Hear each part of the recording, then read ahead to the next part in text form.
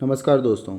आज हम बात करेंगे इकोनॉमिक सर्वे 2024-25 की, जो एक इम्पॉर्टेंट डॉक्यूमेंट है।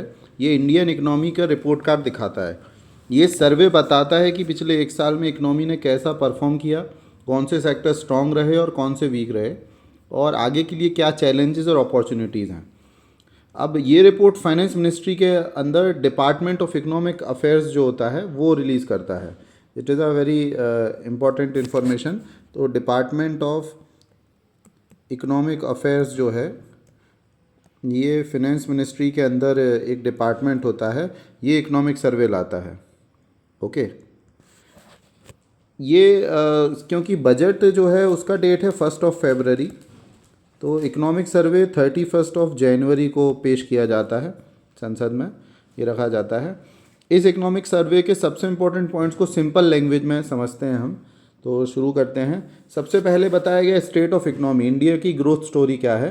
तो इंडियन जीडीपी ग्रोथ रेट सर्वे कहता है कि 6.5%, ओके, फाइनेंशियल ईयर 25 के लिए एस्टिमेट किया गया है। ये ग्लोबल स्लोडाउन के बावजूद एक अच्छी ग्रोथ रेट है। ऑल्दो हम डबल डिजिट ग्रोथ रेट के टारगेट को अचीव नहीं कर पाए हैं, बट सर्वे कहता है कि एटलीस्ट हम मेजर इकोनॉमीज में we continue to be the world fastest growing major economy, है ना।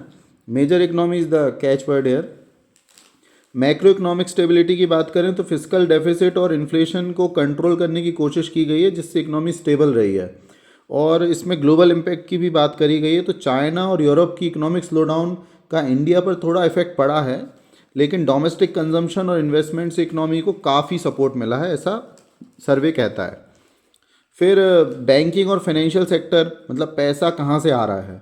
तो बैंकिंग सेक्टर की हेल्थ के बारे में सर्वे कहता है कि हमारा एनपीए जो है वो गिरकर 3.9% हो गया है, विच इज़ अ वेरी मतलब गुड रिपोर्ट, कि ये काफ़ी कम हो चुका है। नॉन परफॉर्मिंग असेट्स जो पहले के मुकाबले बहुत इम्प्रूवमेंट है।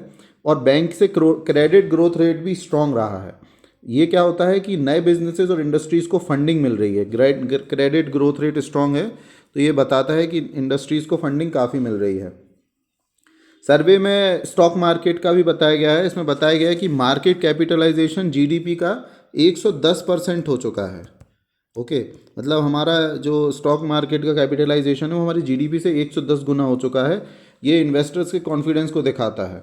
इसमें रिटेल इन्वेस्टर्स और म्यूचुअल फंड इन्वेस्टमेंट काफ़ी बढ़ रही हैं, लेकिन इसमें ये भी है कि अब रिस्क भी है, क्योंकि इंडिया में ज़्यादातर investors they are low paying. Okay, तो अगर कुछ में कुछ गड़बड़ होती है तो उनके लिए काफ़ी बड़ा लॉस हो जाएगा। एक्सटर्नल सेक्टर की बात करें तो भारत दुनिया से कैसे जुड़ा हुआ है, तो इस पे सर्वे क्या कहता है। तो एक्सपोर्ट और इंपोर्ट में ग्लोबल ट्रेड स्लोडाउन की वजह से एक्सपोर्ट में हल्का सा डिप आया है, लेकिन सर्विस सेक्टर एक्सपोर्ट्स ने बैलेंस बनाए रखा है। मतलब ये बजट सर्वे कह रहा है कि हमारा जो सर्विस सेक्टर का जो ट्रेड है वो अच्छा है। ये आईटी सेक्टर से मेनली ड्राइव होता है। एफडीआई की बात करें, फॉरेन डायरेक्ट इन्वेस्टमेंट, तो इसमें सर्वे कहता है कि हमारे यहाँ पे $80 बिलियन का इन्वेस्टमेंट इनफ्लो आया है। ये काफ़ी अच्छा है, लेकिन नेट एफडीआई थोड़ा कम हुआ है, क्योंकि कुछ फॉरेन इन्वेस्टर्स अपना पैसा निकाल रहे हैं। और ये एक्चुअली ट्रम्प की वजह से वो अभी यूएस इकॉनमी में की तरफ जा रहे हैं, तो इंडिया को इससे लॉस हुआ है। और इससे हमारा जो रुपी है वो भी काफ़ी दिनों से आप देख रहे हैं डिक्लाइन पे जा रहा है। तो ट्रेड चैलेंजेस क्या है, तो यूरोप और यूएस के नए ट्रेड पॉलिसीज से इंडिया को अपनी एक्सपोर्ट स्ट्रेटजी एडजस्ट करनी पड़ेगी, है ना। तो हमें ट्रम्प के नए एरा में अपनी इकोनॉमिक पॉलिसी को एडजस्ट करना पड़ेगा अपने एक्सपोर्ट्स को कॉम्पिटिटिव बनाए रखने के लिए, ऐसा सर्वे कह रहा है। इन्फ्लेशन, मतलब महंगाई का क्या हाल है। तो ओवरऑल इन्फ्लेशन स्टेबल है, लेकिन फूड प्राइसेस अभी भी चैलेंज हैं, सर्वे कहता है। इसमें टमाटो और अनियन प्राइसेस काफ़ी वॉलेटाइल रहे। ये कंज्यूमर्स को काफ़ी इम्पेक्ट करता है।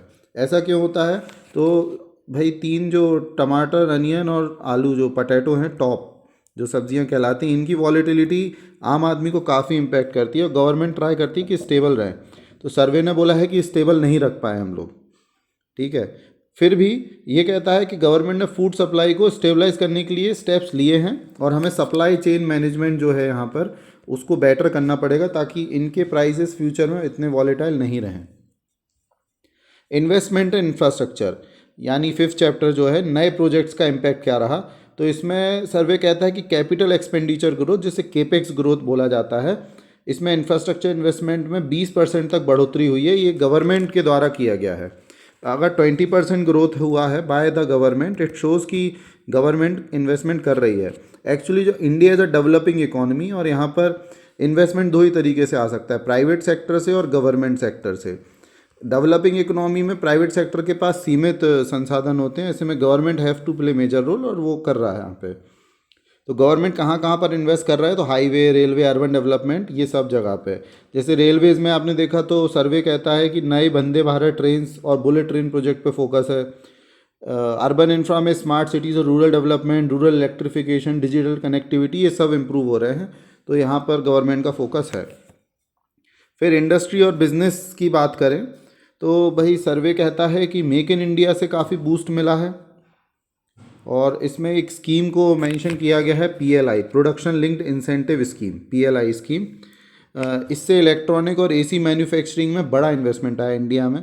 फिर स्मॉल बिजनेसेस की बात करें तो MSMEs जो हैं, माइक्रो स्मॉल मीडियम इंटरप्राइजेज, तो गवर्नमेंट की ईजी लोन स्कीम्स और रेगुलेटरी रिफॉर्म्स से छोटी कंपनीज को काफ़ी फ़ायदा हो रहा है। एंड थर्ड पॉइंट जो इसमें मेंशन है, that was ease of doing business. जैसे स्टेट्स जिसमें बिजनेस फ्रेंडली पॉलिसीज़ हैं, वहाँ इंडस्ट्रियल ग्रोथ तेज़ हो रही है। तो साउथ के स्टेट्स मेनली वहाँ की सर्वे बात करता है। सर्विसेज सेक्टर जो इंडिया का स्टार सेक्टर रहा है तीनों सेक्टर्स में, ये इंडिया का ग्रोथ इंजन है। तो GDP में सर्विस सेक्टर का कंट्रीब्यूशन 50% से ज़्यादा है, जो इंडिया की इकोनॉमी का बैकबोन है एक तरीके से। 50% प्लस कंट्रीब्यूशन सिर्फ इसी सेक्टर से आता है। अब IT, बैंकिंग और लॉजिस्टिक्स इसको ड्राइव कर रहे हैं, तो FDI और डिजिटल इंफ्रास्ट्रक्चर के इम्प्रूवमेंट हो रहा है, जो सर्विस सेक्टर को और स्ट्रॉन्ग बना रहा है। सर्वे ऐसा कहता है, इसमें दो सेक्टर्स को उसने स्पेशली टारगेट किया है। फिर हमारी इकोनॉमी का जो मतलब सबसे इम्पोर्टेंट सेक्टर, इसमें सबसे ज़्यादा मैन पावर लगा हुआ एग्रीकल्चर सेक्टर है।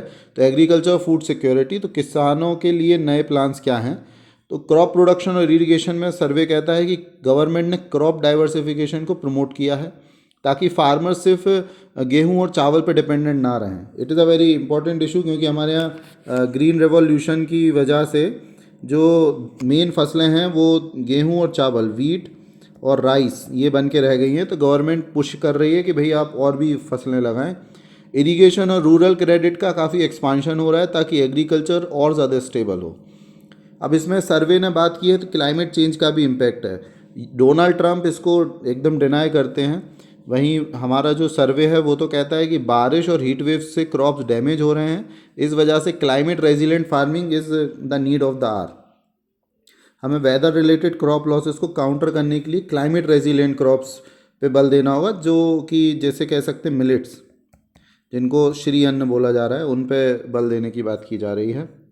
फिर क्लाइमेट और एनर्जी के लिए रिन्यूएबल फ्यूचर की तरफ हम बढ़ रहे हैं, तो रिन्यूएबल एनर्जी ग्रोथ बताई गई है। इंडिया का अभी 42% इलेक्ट्रिसिटी जो है वो रिन्यूएबल सोर्सेज से आ रहा है ना। लेकिन तो ये एक अच्छा डेटा है, 42% मतलब हमारा रिन्यूएबल सोर्सेज से आ रहा है। लेकिन सर्वे कहता है कि we are still dependent on China, हम चाइना पे अभी भी निर्भर हैं, लाइक फोटोवोल्टिक सेल्स और जो इक्विपमेंट्स आते हैं उनके लिए। तो import dependency is a challenge. फिर क्लाइमेट एडेप्टेशन भी हम कर रहे हैं, तो भारत को अपनी एनर्जी सिक्योरिटी और क्लाइमेट पॉलिसी को बैलेंस करना होगा। सर्वे ये भी कहता है कि हमें एयर पॉल्यूशन को काउंटर करने के लिए एमिशन रिड्यूसिंग पे काम करना होगा, साथ में एनर्जी सिक्योरिटी भी बना रहे, ऐसे काम करना होगा। फिर सोशल सेक्टर जिसमें आता है एजुकेशन, हेल्थ और विमेन एम्पावरमेंट। तो एजुकेशन सेक्टर में सर्वे कहता है कि हायर एजुकेशन में ग्रॉस एनरोलमेंट रेशियो बढ़ रहा है, लेकिन न्यू एजुकेशन पॉलिसी जो है उसका प्रॉपर एग्जीक्यूशन अभी भी एक चैलेंज है इंडिया के लिए। फिर हेल्थ सेक्टर में आयुष्मान भारत और डिजिटल हेल्थ मिशन से हेल्थ केयर एक्सेसिबिलिटी इंप्रूव हुई है। आयुष्मान भारत को यहाँ पर एक मतलब सक्सेसफुल स्कीम के रूप में बताया गया है। और विमेन का इकोनॉमिक पार्टिसिपेशन बढ़ा है ना। तो इससे मतलब ग्रोथ इंक्लूसिव हो जाएगी, अगर विमेन पार्टिसिपेशन बढ़ेगा तो उसकी दिशा में सर्वे कहता है कि वी आर डूइंग गुड। फिर 11th chapter is employment and AI, यहाँ पर AI की बात भी की है। तो फ्यूचर ऑफ वर्कफोर्स सबसे पहले इसमें बोला है। तो जॉब क्रिएशन में सर्वे कहता है कि फॉर्मल जॉब्स में ग्रोथ हुई है, लेकिन रूरल एम्प्लॉयमेंट अभी भी एक कंसर्न है, और AI और ऑटोमेशन का इस पर इम्पैक्ट दिख रहा है। AI फ्यूचर जॉब्स पे इम्पैक्ट करेगा, इस वजह से स्किलिंग और AI एजुकेशन और ज़्यादा ज़रूरी हो गई है। तो मतलब सर्वे कहता है कि we can not ignore AI। तो हमें उसके साथ अपनी स्किल डेवलपमेंट पे फोकस करना पड़ेगा, यही एक तरीका है, क्योंकि ये इन्फ्लुएंस तो करने वाला है। फिर इकोनॉमिक पॉलिसी के डायरेक्शन के बारे में कहता है कि हमें डीरेगुलेशन करना होगा, मतलब हमें अपनी जो इकोनॉमी है उसमें रेगुलेशंस को कम करना होगा, ताकि ताकि हम आने वाले समय में अपने ट्रस्ट को बना सकें और बिजनेस कंप्लायंस बर्डन कम हो जाए। साथ ही साथ पब्लिक प्राइवेट कोलैबोरेशन पे बल देने को बोला गया है और गवर्नेंस को ट्रस्ट बेस्ड करने को बोला गया है। So that was it. दोस्तों, इकोनॉमिक सर्वे हमें एक क्लियर डायरेक्शन देता है कि इंडिया अपनी ग्रोथ सस्टेन कैसे करेगा। मेन फोकस एरियाज हैं deregulation, infrastructure investment, financial stability और स्किल डेवलपमेंट।